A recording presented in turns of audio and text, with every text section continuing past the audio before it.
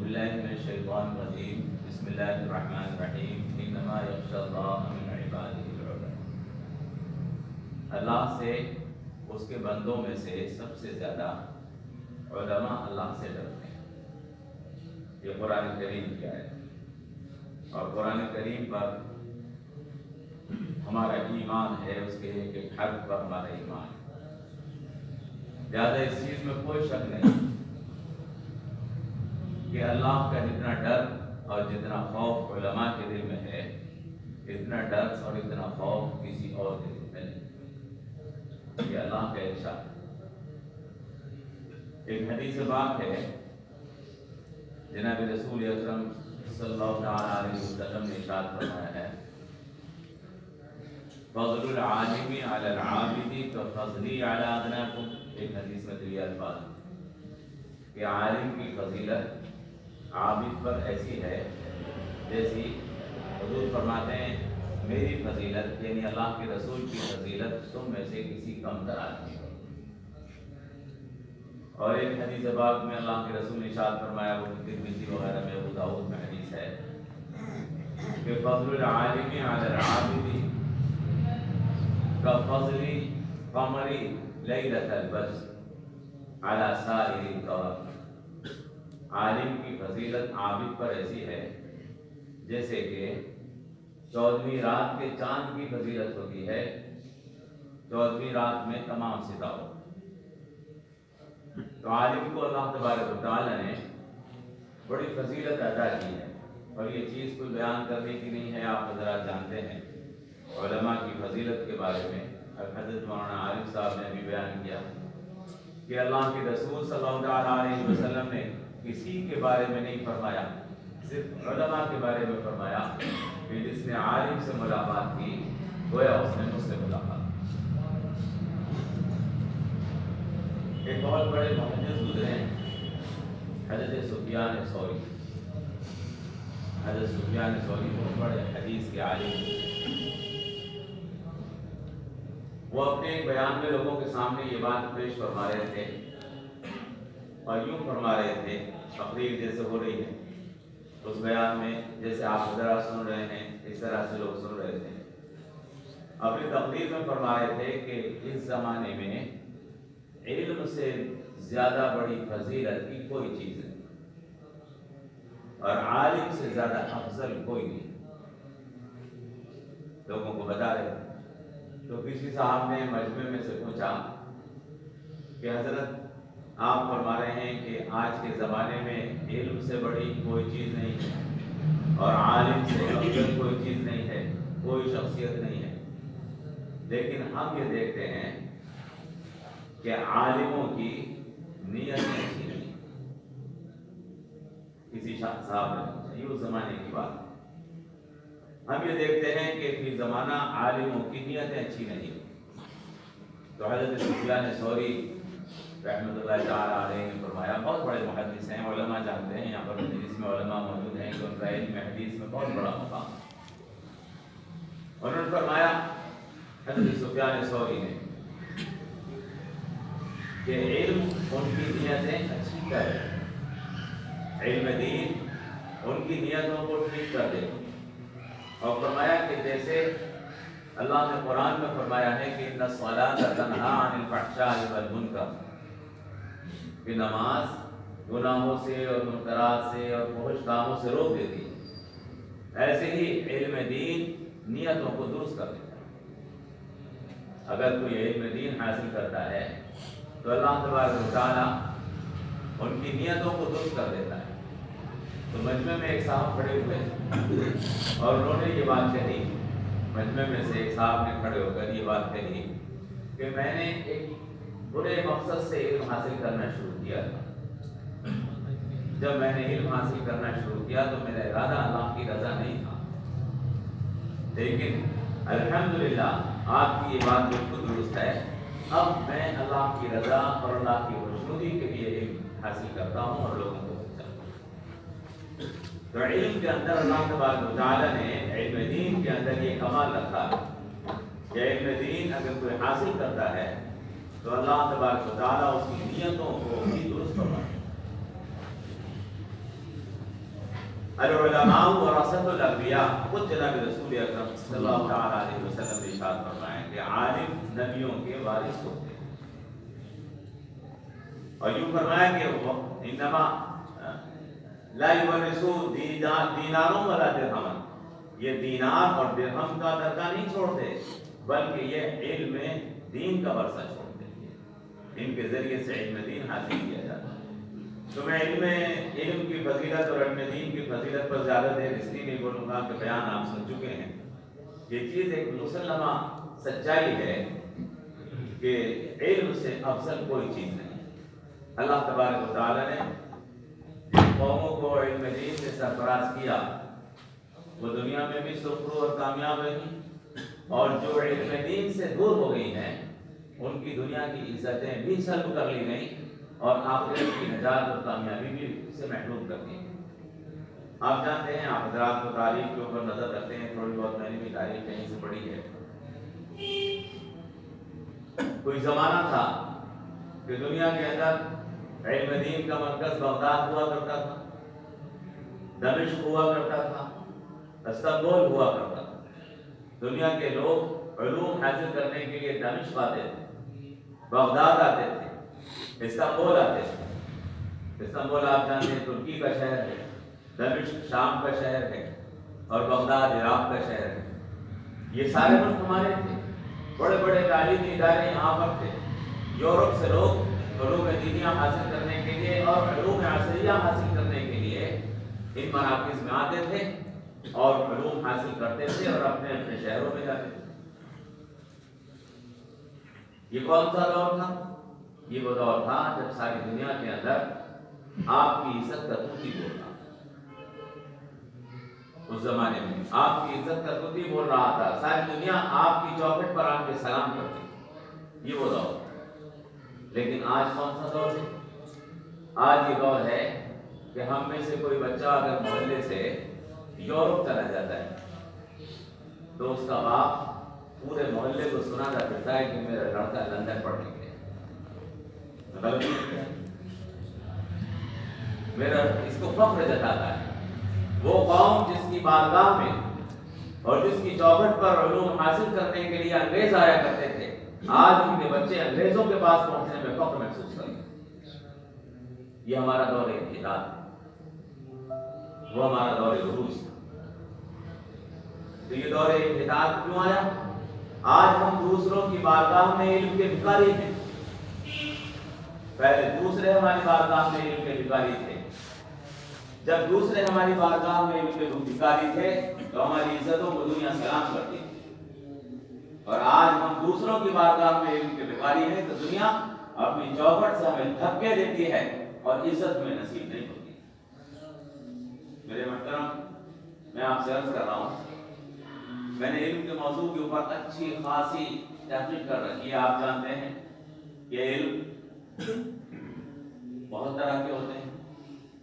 علم جو اس زمانے میں حاصل کیے جا رہے ہیں، تو میں نے آپ سے عرض کیا کہ آپ مجھ سے بہتر جانتے ہیں، اور کوئی بات اگر میرے منہ سے غلط نکلے تو اسے درست فرما دیجیے۔ علم جو حاصل کیے جاتے ہیں، ہمارے پاس دو چیزیں ہیں،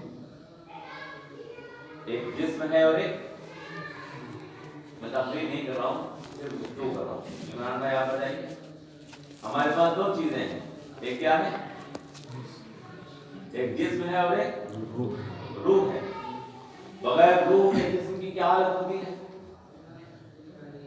بغیر روح کے جسم کی یہ حالت ہوتی ہے کہ اس کا سگا بیٹا اس فکر میں پڑ جاتا ہے کہ اس کو پھر جلدی سے میں دفن کرا، اور جب تک روح جسم میں رہتی ہے اس وقت تک کیا ہوتی ہے کہ شہر کا اور ملک کا کوئی اسپتال نہیں چھوڑتا کہ میرا باپ ایسا نہ ہو کہ بغیر علاج کے ختم، ہر ممکن کوشش کرتا ہے، اپنے پاس موجود سارا سرمایہ بلکہ قرض لے کے بھی خرچ کر دیتا ہے کہ میں بیماری سے بچا لوں۔ لیکن جیسے ہی روح جسم سے نکلتی ہے تو کیا ہوتا ہے؟ جیسے ہی روح جسم سے نکلتی ہے تو اب اس فکر میں پڑ جاتا ہے کہ گورکھن کو پکڑ کے لاؤں اور کون سے قبرستان میں قبر دوں۔ ٹھیک ہے، کیا معلوم ہوا اس سے؟ معلوم یہ ہوا کہ ہماری حقیقت روح ہے، جسم نہیں ہے۔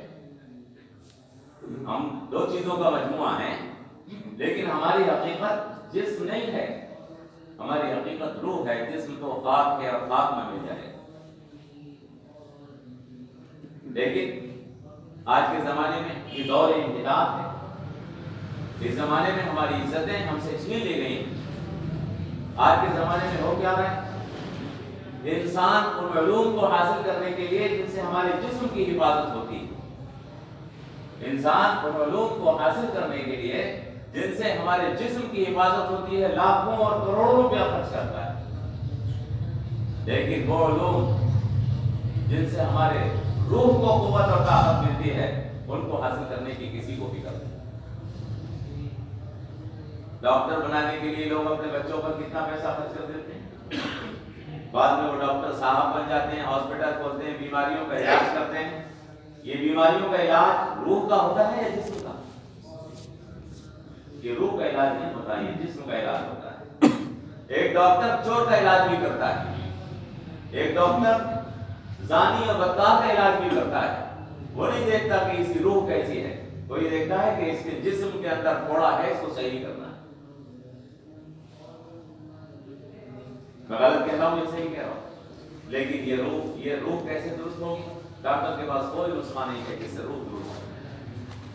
یہ نسخہ آپ کو کہ اس سے اس کی روح درست ہو جائے، اس کا نفس درست ہو جائے، اس کا کردار درست ہو جائے، اس کا اخلاق درست ہو جائے، یہ صرف علماء کے پاس ملے. انسانوں کو انسان بنانے کا سلیقہ ہمیں قرآن اور حدیث سے ملتا ہے، اور انسانوں کو زندہ رکھنے کا سلیقہ ہمیں ڈاکٹروں سے ملتا ہے. لیکن اس کا مطلب یہ نہیں کبھی آپ یہ سمجھیں کہ میں آپ سے یہ کہہ رہا ہوں کہ لوگوں کو ڈاکٹری علوم مت پڑھائیے، میں یہ نہیں کہہ رہا. لیکن یہ ضرور کہوں گا کہ ضرورت کا احساس کیجیے کہ کون سی چیز کی زیادہ ضرورت ہے، اور جس چیز کی ہمیں زیادہ ضرورت ہو اس کے اوپر زیادہ توجہ ہے. جسم مر جاتا ہے، کردار نہیں مرا کرتے. جسم مر جاتا ہے، اخلاق نہیں مرا کرتے.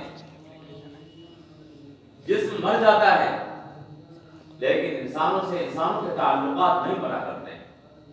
کردار، اخلاق اور یہ تعلقات ہمیں قرآن سے ملتے ہیں، یہ ہمیں ڈاکٹروں کے نسخوں میں نہیں ملتے. اگر آپ کی بات میری سمجھ میں آ رہی ہو، جناب رسول اکرم صلی اللہ تعالیٰ علیہ وسلم نے ارشاد فرمایا کہ علماء کے لیے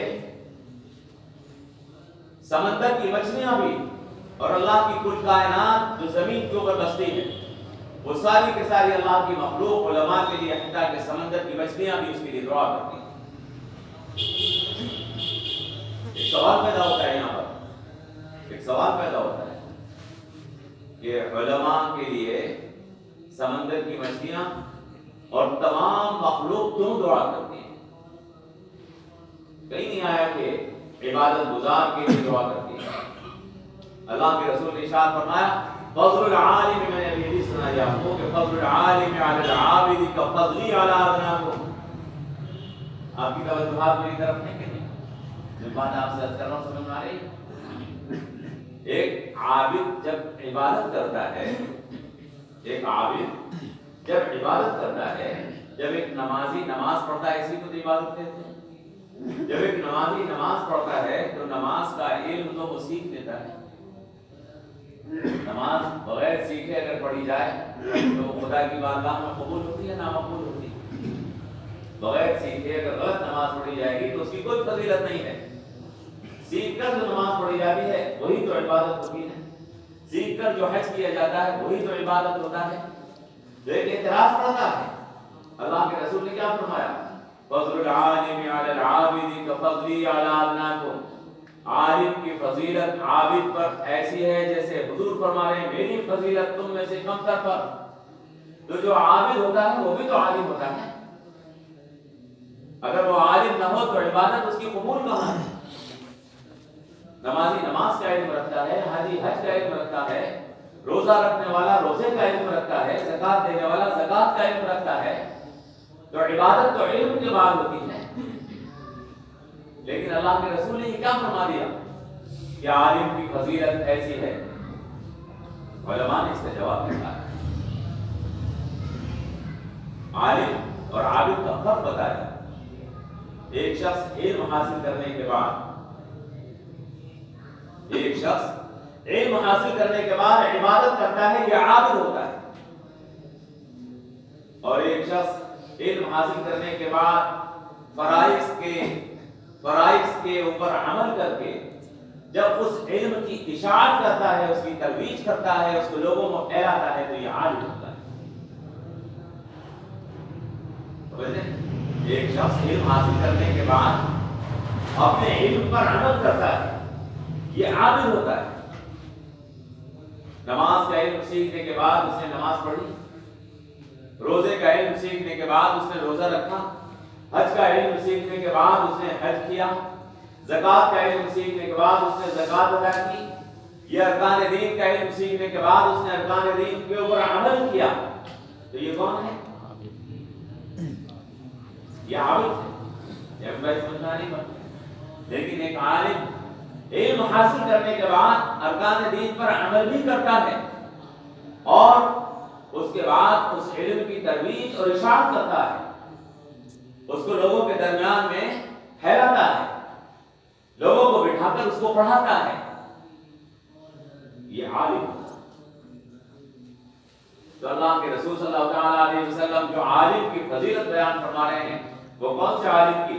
فضل العالم علی العابد کا فضلی علی ادناکم، کہ جس نے علم سیکھا، سیکھنے کے بعد فرائض اور واجبات پر عمل کیا، چاہے سنن و نوافل و مستحبات پر کوتاہی بھی ہو گئی، لیکن اس نے اس علم کو لوگوں میں پھیلایا، اس کی ترویج کی، اس کی اشاعت کی، لوگوں کو سکھایا۔ اس کی فضیلت یہ ہے کہ کل کائنات میں اللہ کی جتنی مخلوق ہے وہ اس کے لیے دعا کرتی ہے، حتیٰ کہ سمندر کی مچھلیاں بھی اس کے لیے دعا کرتی ہیں۔ سوال پیدا ہوتا ہے کہ اللہ کی ساری مخلوق اس کے لیے دعا کرتی ہے، حتیٰ کہ سمندر کی مچھلیاں بھی دعا کرتی ہیں۔ جناب رسول اکرم صلی اللہ علیہ وسلم نے عالم کے لیے فضیلت کو اتنا عمومی کیوں بنایا؟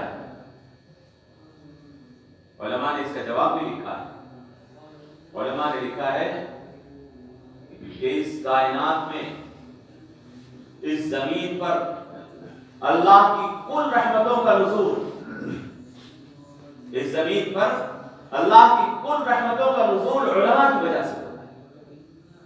اور وہ حدیث آپ نے بار بار سنی ہے کہ اس زمین پر اگر کوئی اللہ کہنے والا باقی نہیں رہے گا تو یہ بستر لپیٹ دیا جائے گا، وہ اللہ کہنے والا عابد نہیں عالم ہوگا، وہ اللہ کہنے والا عالم نہیں عابد ہوگا، جس کی وجہ سے اللہ تبارک و تعالیٰ اس زمین کو باقی رکھے گا۔ اگر سمندر کے اندر مچھلیوں کو کھانا اور غذا بھی ملتی ہے تو وہ ان علماء کے نتیجے میں ملتی ہے، ان علماء کی موجودگی کی وجہ سے ملتی ہے۔ اگر ہماری کھیتوں میں فصلیں بھی پیدا ہوتی ہیں، اگر ہمارے باغات کے اوپر پھل بھی لگتا ہے، اگر ہمیں کاروبار میں نفع بھی ہوتا ہے، اگر ہماری دکان پر آنکر گاہک کھڑا بھی ہوتا ہے، یہ کسی عالم کی دعا کی برکت ہے۔ اللہ تبارک و تعالیٰ نے کسی عالم کی دعا کو قبول کیا ہوتا ہے، جس کی وجہ سے اللہ تبارک و تعالیٰ انسانوں کو رزق حلال عطا فرماتا ہے۔ اللہ سے دعا کیجئے، اللہ تبارک و تعالیٰ سمجھ میں بات آپ کے اگر آ رہی ہو تو اللہ سے دعا کیجئے کہ اللہ تبارک و تعالیٰ ہمیں اپنی بستی میں ایک عالم کا مسلم پیدا کرنے کی توفیق عطا فرمائے۔ اور اگر ایسا ہو جائے کہ ہمارے گھر میں ایک عالم پیدا ہو جائے، عالم ایک سورج کی مانند ہوتا ہے، جیسے سورج پوری کائنات کو منور رکھتا ہے، پوری کائنات میں روشنی بکھیرتا ہے، ایسے ہی ایک عالم جہاں جہاں بھی پہنچتا ہے اللہ تبارک و تعالیٰ اس کی وجہ سے اپنی رحمتوں کا نزول فرماتا ہے۔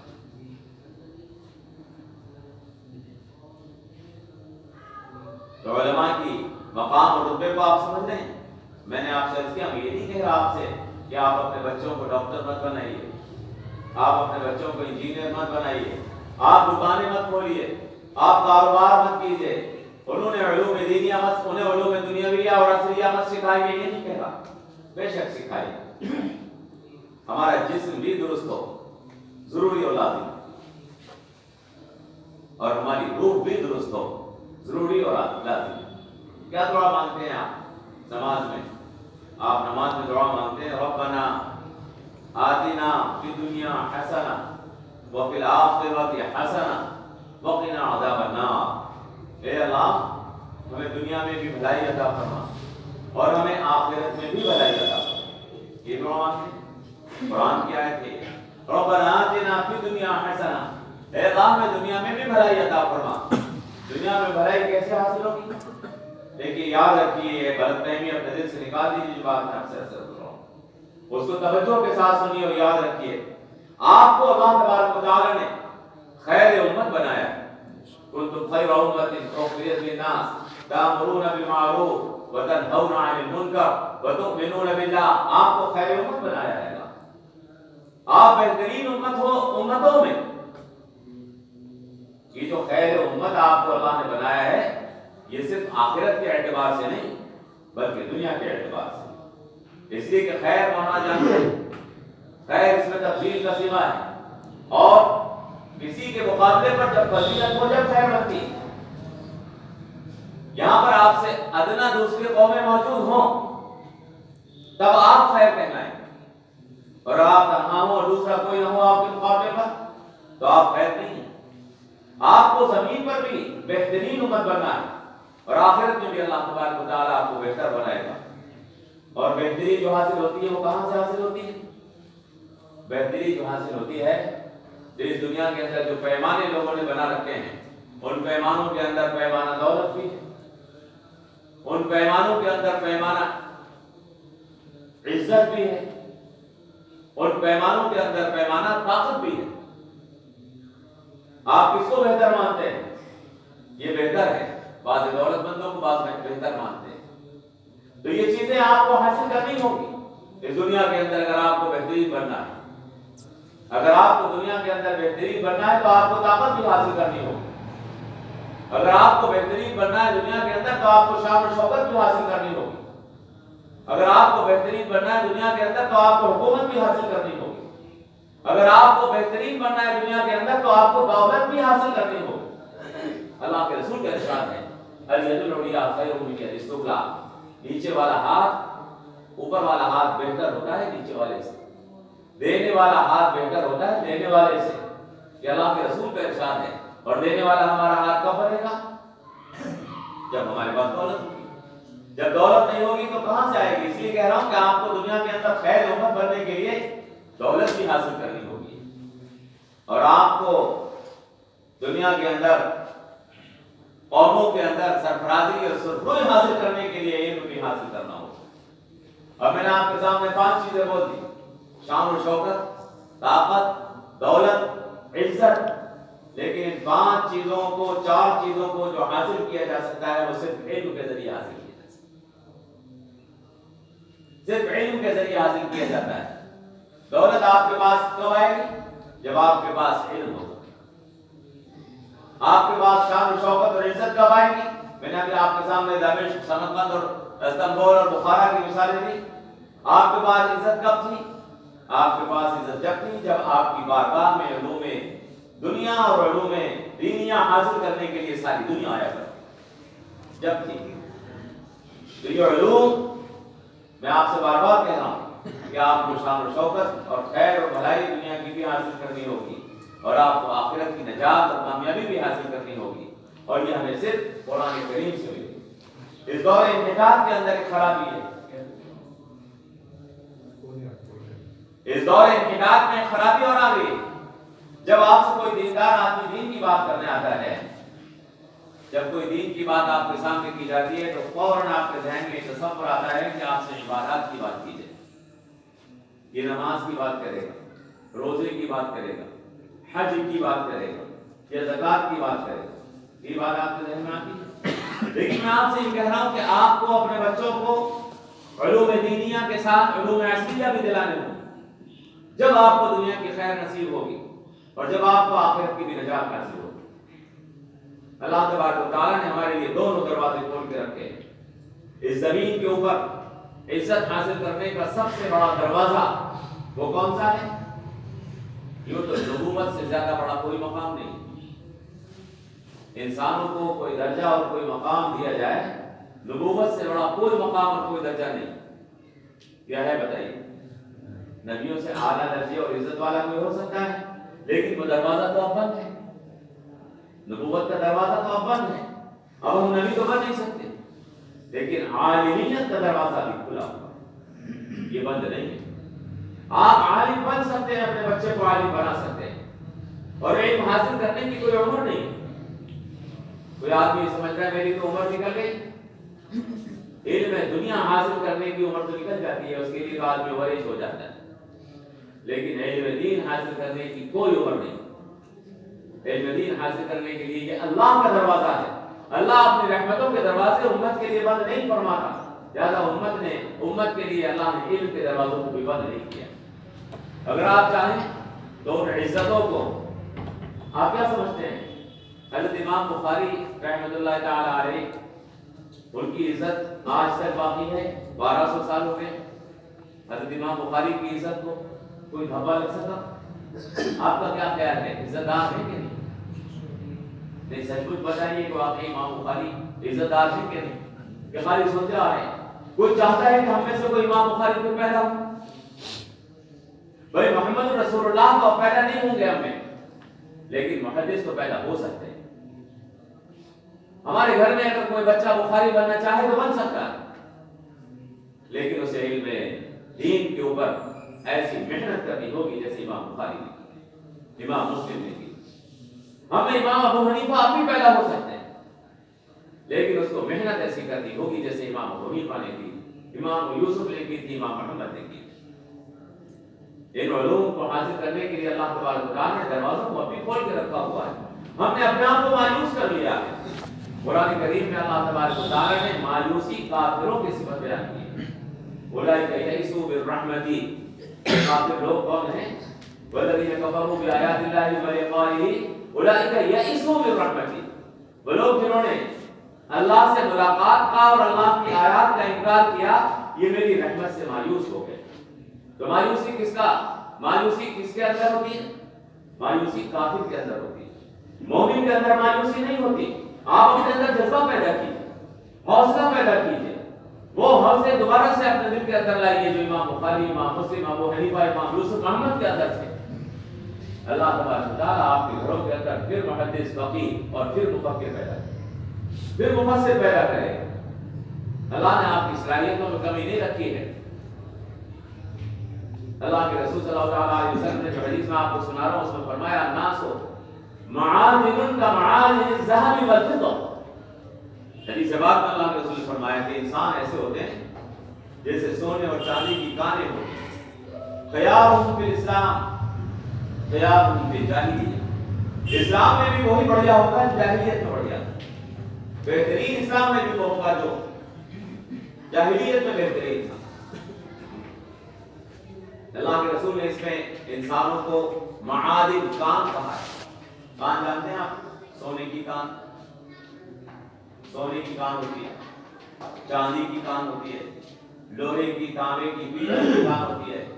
دیکھا ہوگا آپ نے، کسی نے نہیں دیکھا ہو تو دیکھیے گا، سونا مٹی کے اندر ملا ہوا ہوتا ہے، سونا مٹی میں ملا ہوا ہوتا ہے، اس کو چھانٹنا پڑتا ہے، نکھارنا پڑتا ہے، پھر اس کو دبانا پڑتا ہے، پھر دبانے کے بعد اس میں سے جو نکل کر آتا ہے اسے صاف کر کے میل کچیل اس کا پھر وہ سونا بنتا ہے جو ہم اپنے زیور میں پہنتے ہیں۔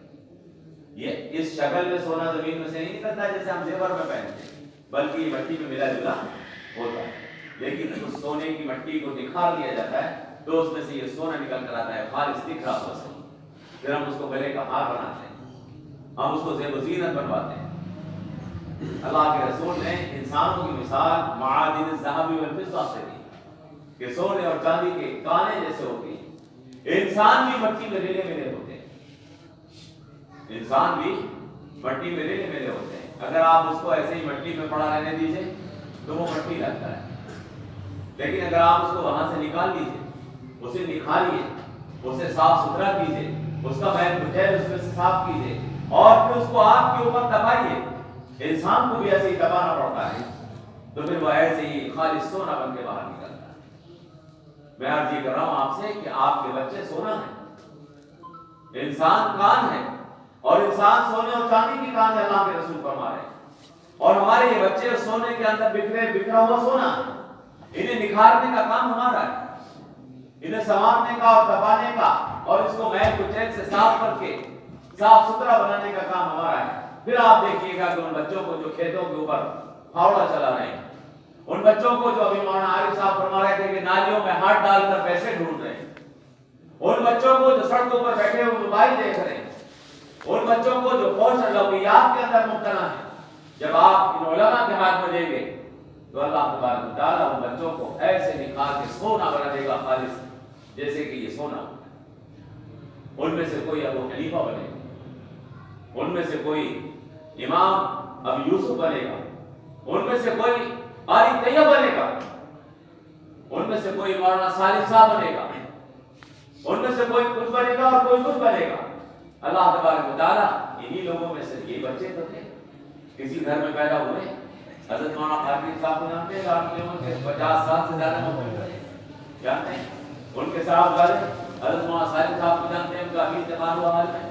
جب بچے پیدا ہوئے تھے کسی کو پتا تھا یہ کیا بن جائیں گے، لیکن جب وہ پڑھے اور جب ان کا علم نکھرا اور جب ان کو خالص بنایا گیا تو پھر اللہ تبارک و تعالیٰ نے پورے عالم کو ان سے فیض پہنچایا، پورے عالم کو ان کو فیض سے پہنچا. آپ یہ مت سمجھیے کہ آپ کے بچے قاری طیب نہیں بن سکتے، آپ یہ مت سمجھیے کہ آپ کے بچے مولانا صالح نہیں بن سکتے. میں زندہ لوگوں کی مثال نہیں دے رہا ہوں جان بوجھ کر کہ حدیث پاک میں زندہ لوگوں کی مثال دینے کی طرف اللہ کے رسول نے ہمیں منع کیا، بلکہ ہمیں بتایا کہ مثال بناؤ تو مردہ لوگوں کو بناؤ جو انتخاب کر چکے، جو ایمان کے اوپر جا چکے. تو یہ قاری طیب صاحب ہوئے، حضرت مولانا قاسم نانوتوی ہوئے. کبھی تو بچے ہوں گے، کبھی دودھ پیتے بچے ہوں گے، منہ میں نپل لے کر اپنا دودھ پیتے ہوں گے، پانی پیتے ہوں گے چمچے سے. لیکن پھر اللہ تبارک و تعالیٰ نے اس علم کے نتیجے میں ان کو ایسا بنا دیا کہ آپ جیسے ادارہ دے کر گیا. وہ بچہ آپ کے گھر بھی ہو سکتا ہے، لیکن وہ ابھی مٹی میں بکھرا ہوا، وہ مٹی میں بچھڑا ہوا. اس بچے کو اگر آپ چاہیں اور ان علماء کے ثبوت کر دیں کہ مولانا یہ بچہ میں آپ کو دے رہا ہوں، اس کو عالم بنا دیجیے گا، کیا معلوم اللہ تبارک و تعالیٰ اس بچے کو عالم بنا کر اور ساری دنیا کو اس سے فیض پہنچائے. ممکن ہے اگر ڈاکٹر بنا دیا آپ نے تو ہو سکتا ہے وہ بخار کا ملیریا کا علاج کرتے کرتے مر جائے، عالیشان بلڈنگ بنا کر، اور پھر اس کا دروازہ بند. کون جانتا ہے کتنے پیدا ہوئے اور کتنے بھاگ گئے. لیکن عالم اللہ کے رسول فرما رہے ہیں اس کے لیے تو کل کائنات کی مخلوق حتیٰ کہ سمندر کی مچھلیاں بھی دعا کرتی ہیں. اللہ تعالیٰ آپ کو مجھے زیادہ لمبا میں ایسے کہ آپ سے بول نہیں سکتا، میرا سانس پھولنے لگتا ہے. ورنہ باتیں اتنی تھی آپ سے عرض کرنے کی گزارشات اتنی تھیں، کبھی نہ کبھی تو آپ کی مسجد میں حاضر ہونے کا موقع ملا ہے. یہ حضرت ہمارے حافظ صاحب کی وہ ہے کہ انہوں نے جانے دبئی جانا پڑے گا تو حاضر ہو گیا. بہرحال آپ کی مسجد میں حاضر صرف اس لیے ہونا ہوا کہ ادارے تو بہت ہیں اور اللہ سے دعا ہے اللہ تبارک و تعالیٰ تمام دینی اداروں کو ترقی عطا فرمائے، اللہ ان کی حفاظت فرمائے، اللہ تبارک و تعالیٰ ان کے ذریعے سے دنیا کے اندر علماء پیدا فرمائے، ہمارے گھر گھر میں عالم پیدا ہو جائے. لیکن ہم نے بھی ایک ادارے کی اپنے ہاں بنیاد ڈالی، برسوں سے محنت کر رہے ہیں. ایک ایسا ادارہ قائم کیا ہے کہ جس کے اندر ہم نے اللہ کا شکر ہے بہترین علماء جمع کیے جو علم کے اعتبار سے کھڑے اور تجربے کے اوپر کھڑے اترے. میں آپ کو مسجد کے ممبر میں بیٹھ کر مسجد کی محراب میں بیٹھ کر یہ کہہ رہا ہوں کہ تجربے کی کسوٹی پر وہ سب کھڑے. اللہ کا شکر ہے کہ اللہ کا بہت بڑا انعام ہے آپ کے اوپر، میرے اوپر، کہ اللہ تعالیٰ نے ہمیں ایسے علماء آپ کے شہر کے اندر فراہم کر دیے. اب آپ کی ذمہ داری ہے کہ آپ بچے فراہم کریں. ایک ایسا ادارہ جس کو دارالعلوم دیوبند بھی مانتا ہے، جس کو دارالعلوم ندوۃ العلماء سے بھی سند حاصل ہے اور جہاں کے بچے اگر چاہیں تو دارالعلوم العلماء بھی جا سکتے ہیں، جس کو علی گڑھ مسلم یونیورسٹی بھی ہمارے یہاں کا عالم کرنے کے بعد اگر چاہے تو وہاں پر علی گڑھ یونیورسٹی کے اندر بھی لڑکے اور لڑکیاں دونوں وہاں پر بی اے فرسٹ ایئر کے اندر داخلہ لے سکتے ہیں. یعنی اگر کوئی چاہے اس کے بعد ڈاکٹر بننا بنے، کوئی چاہے اس کے بعد انجینئر بننا بنے. ہم نے جب کر کے نہیں کیا ہے جب آپ تو آپ سے کہہ رہے ہیں، بچوں کو ہم نے علی گڑھ یونیورسٹی اپنے ہاں سے پڑھا کر بھیجا ہے اور انہوں نے داخلے لیے ہیں. اس کے علاوہ اور اداروں کے اندر جو ملک کے بہترین ادارے ہیں ان سے بھی ہمیں تصدیق اور سند حاصل ہے جو ہم نے یہاں پر فراہم کر دیا ہے اپنے شہر کے اندر. اب آپ کی ذمہ داری ہے میرے محترم کہ آپ ہمیں بچے فراہم کریں تاکہ ہم آپ کے گھروں کے اندر علماء پیدا کریں. اس ذمہ داری کے ساتھ کہ اگر آپ نے ہمیں بچہ فراہم کیا تو ہم آپ کو چند برسوں کے بعد ایک عالم دیں گے انشاءاللہ۔ اللہ سے دعا کیجیے اللہ تبارک و تعالیٰ مجھے اپنے ارادے پر کامیاب باقی رہنے اور کامیاب ہونے کی توفیق عطا فرمائے۔